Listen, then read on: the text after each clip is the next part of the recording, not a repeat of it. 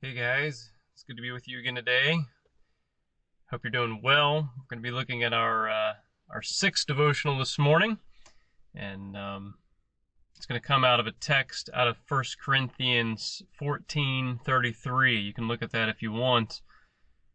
Today's devotional is called "The Day God Puts All Things Back in Proper Order."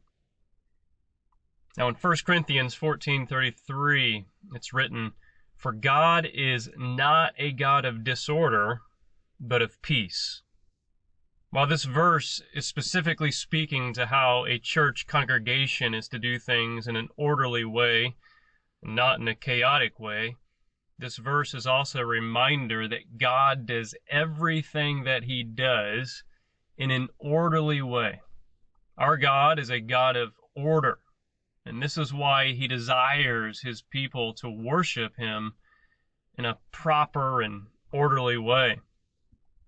This morning, I was taking a walk on this absolutely beautiful, gorgeous morning. The birds were chirping, the sun was shining, a gentle breeze was blowing, the sounds of spring were in the air, and I was thinking about all of God's wonderful creation. Yet, when I was looking at the woods I was walking next to, I noticed how certain plant species that are not native to Virginia, or even to the United States for that matter, have taken over so much of the forest. These invasive species do not care in the least for all the other plants around them. They do not work in harmony with them. They do not help them. But their only concern is that they themselves live and multiply and spread, even at the expense of utterly destroying an entire forest. Vines, thistles, briars, prickly shrubs, so many plants that, simply put, well, they should not be here. This is not the place that they were meant to be, nor are they behaving properly in the purpose for which they were originally designed. Growing up in Indiana, I worked with my dad some. He's a forester consultant. My brother's taken over the business now, but my dad still works some in this business as a forester. But I remember he would always talk about all these invasive plant species and how they are ruining many of the forests and the timberland. And there are not only invasive plants, but there are also invasive insects and animals and diseases as well. And it should not surprise us that when we look at the world around us, we see glimpses of God's wonderful and beautiful creation. But within that creation itself, we see the results of the curse as well. The results of sin that entered into the world, causing chaos so long ago, because sin did not just have an effect on mankind, but on all of creation.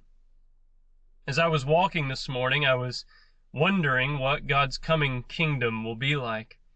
I wonder what the forests will look like there. I wonder what the plants will be like and how they will all work orderly with one another.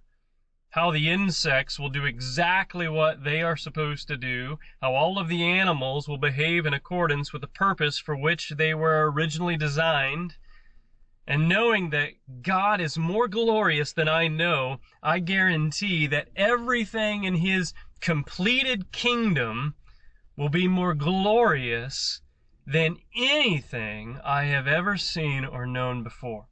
More beautiful, more wonderful, smells that will be just the perfect aroma, sights that I will probably stare at for hours and hours on end, beholding their beauty. Everything in God's kingdom to come will work together in absolute, perfect, and proper order, perfect harmony, because God is not a God of disorder, but of peace.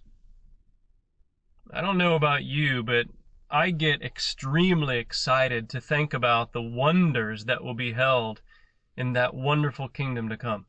Here on this earth, I do indeed see the wondrous beauty of God's handiwork. It's everywhere. But I also see the awful and terrible reminders that something is wrong with this world. There is so much chaos here and so much disorder, even in the midst of order. A battle is happening even in creation itself. We see in the plant world, in the animal world, in mankind, and even in this current viral pandemic that we are going through, that even in the microscopic world, there are good germs and there are bad germs, good bacteria and destructive bacteria, viruses and diseases and absolute disorderliness, even among order. I long for God's kingdom to come. While I am here on this earth, I desire to live every single day for God's glory and honor, and to walk in the joy that He has given me, but I am also eagerly anticipating the day of Jesus' return, and the day when all things will be made absolutely new, when all things will be put into proper order forever and ever and ever without end. With all these reflections, I think it would be proper to conclude by reading the text in Romans chapter 8, verse 18 through 25. It says this: I consider that our present sufferings are not worth comparing with the glory that will be revealed in us. For the creation waits in eager expectation for the children of God to be revealed. For the creation was subjected to frustration, not by its own choice, but by the will of the one who subjected it, in hope that the creation itself will be liberated from its bondage to decay and brought into the freedom and glory of the children of God. We know that the whole creation has been groaning as in the pains of childbirth right up to the present time. Not only so, but we ourselves who have the first fruits of the Spirit groan inwardly as we wait eagerly for our adoption to sonship, the redemption of our bodies. For in this hope we were saved. But hope that is seen is no hope at all. Who hopes for what they already have? But if we hope for what we do not yet have, we wait for it patiently.